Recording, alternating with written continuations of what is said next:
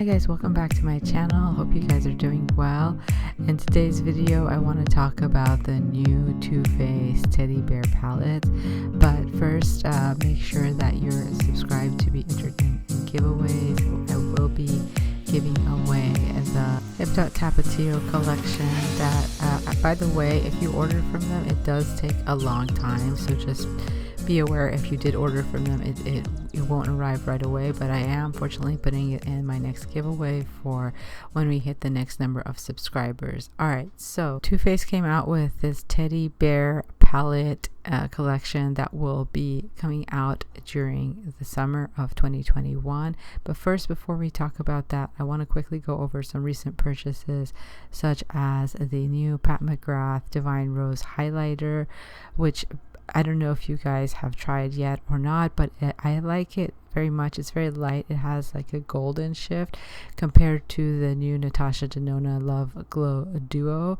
That one has more of like a slight pinkish shift, but both of them are very similar. But I kind of think the Natasha one is more like pink tone suited, whereas like if you're more deeper, I think the Pat one is more suitable. I actually really do like how the Pat one, you know, you can use it so many times, whereas like the Natasha one, I feel like too many fingerprints inside and it will get dirty because it has cream formula. Now I also picked up the new Pat McGrath Divine Rose Quad in Eternal Eden, and that one basically what I expected as far as the shade range, and you know, it's nothing super special, but again, I don't hate it either. I think it's a good quad to have. Is it worth $64? Probably not. However, I think out of all this collection, the highlighter is probably my favorite, and I think that one is definitely worth it. Alright, so another thing I picked up was the Colorpop Make It Black collection. Now this collection was released in order to support the Black community, so I picked it up, and 100% of the net profits will go towards supporting Black founders through the Pull Up for Change Small Business Impact Fund, and I think it's a really cool thing that they did. Now as far as the actual quality of the products, I think the eyeshadow palette is a little too deep for me, especially the yellows and the oranges is not something I would wear daily. However, I will say that these cream shadows for $12, you're getting a Super Shock Duo, are actually not a bad deal. Actually, I think that of all this collection, and I'll show you guys in a second, this cream shadow duo for $12, it's pretty good if you like to have that kind of like intense shimmer sort of look with like either gold or pink.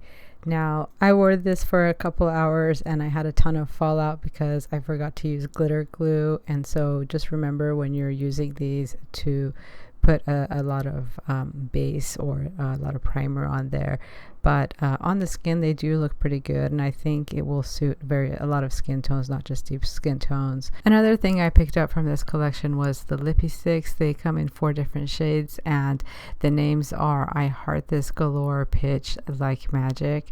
Now this is called the Light Magic, and it's kind of a mid-tone nude. I think that it will suit a lot of skin tones. However, I didn't pick up all 4 of them. I did get one of the cream liners, and I'm really happy with this because it has a really nice shift and it's very comfortable to wear on your waterline. Another one of the lippy sticks I got was the fuchsia one, which is called I Heart This. And this one is actually not bad. I'm just personally not really into like fuchsia lipsticks, so I think I'll probably wear the nude one. Now, one of my friends watched my video about the Angiecollidos makeup, and so she decided to let me borrow her palette just so I could talk about it in my video to give you guys my opinion, and without swatching it, but just by opening it, and really the scent is really like a paint thinner scent, and I don't know if it's the same for you guys. I'm not going to swatch it because it's my friend, so I'm going to give it back to her. And the colors are very muted, so I still think that if you have the blueprint by Mouth, that the colors, the blue colors especially, are more vibrant, and I don't think you're going to get that with the Angie palette, as well as the fact that it smells a lot like paint thinner. I don't know what chemical in there is causing it, but let me know in the comments below if you guys have also experience the same thing with that palette. All right, so I'm moving on to the main topic, which is the Too Faced Teddy Bear collection that's launching this summer. It comes with a highlighter / bronzer, some lip injection, which we've already seen before, as well as some the main palette, which is usually in the $40 to $50 price range, and it never really gets higher than like $50, $59, and it's all neutral, so it's everything we've seen before. And in fact, if I showed you guys these swatches, you would probably think that these are actually the swatches for this palette, whereas these are actually from Naked Urban Decay 3 as well as Huda. And in fact, if you look at these, they might look more of a closer resemblance because they have that shimmery shade in them, but in fact these are the Huda New Nude swatches. And so maybe you picked up the new Tartlet palette, which was just released, which also has a very similar color story of pink and neutrals. However, it doesn't have that metallic silver in there. So if I were to look for a pink palette with metallic silvers in there, I'd probably reach for my Millennial Pinks palette by Melt Cosmetics. In fact, Melt has not let me down over the years, and I know this one wasn't their best palette, but it's still way more pigmented than any of my Too Faced palettes. So this is another dupe that I would probably reach out for.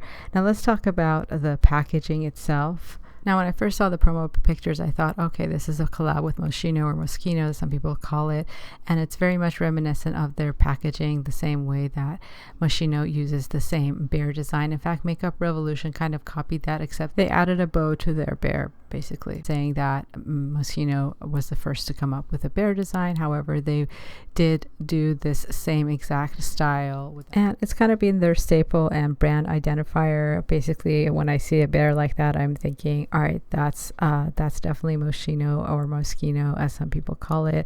I wouldn't think of it otherwise. Whereas when I look at Too Faced and the imagery they've used over the past years, they've had clover, they've had love hearts, they've had all kinds of things, but this typical bear for me resembles Moschino, this teddy bear. So for them to use that on their packaging, while of course it's I'm sure it's allowed, it feels like they've just copied that brand, and I don't really like they're trying to piggyback off of them. Now, another thing I wanted to talk about is where would this palette rank. Now, a while ago, Morgan Turner did a ranking on her neutral palettes as far as what were her top neutral palettes. I just wanted to throw this in here because she does cover quite a lot of neutral palettes in her video. So she starts off by the worst, and she puts Tati's palette at the end, and then you have the Mario palette as well as the Charlotte Tilbury, and then you have Juvia's Play. So I think once this palette is released, it's probably going to be somewhere in the middle.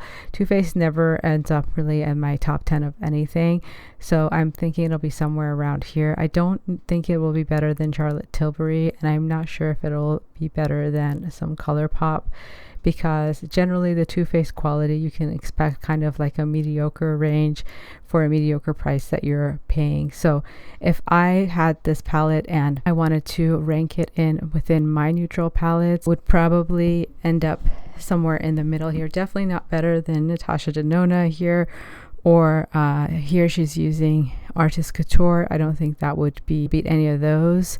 I don't think it would beat Viseart by no means.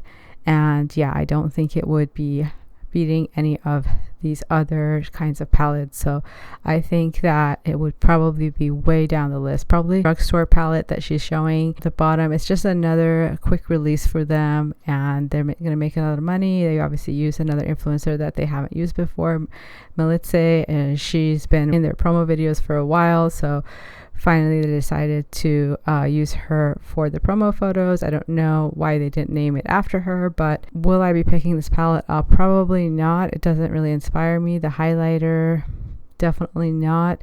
It's just pretty to look at, and that's how they get marketing these days. Anyway, let me know in the comment section below if you guys will be picking it up as well or not. And as always, thank you for watching, and I'll see you guys next time.